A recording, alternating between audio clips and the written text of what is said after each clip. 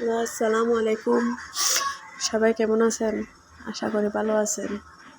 আমরাও আলহামদুলিল্লাহ ভালো আছি।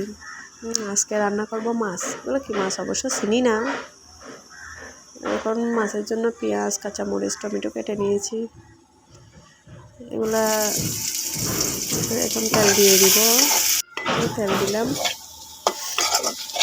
তেল গরম হলে দিয়ে দিব পেঁয়াজ।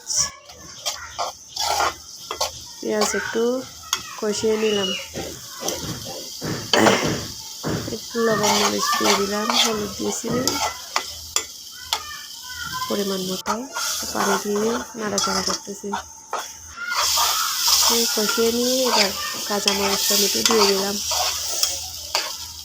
একটু কষিয়ে নিচ্ছি। তারপর দিয়ে দিব, কষানো শেষ হলে দিয়ে দিব মাছ। এগুলো কি মাছ অবশ্য আমি চিনি না। আপনার ভাই আইছিল, মামার ভাই আইছিল।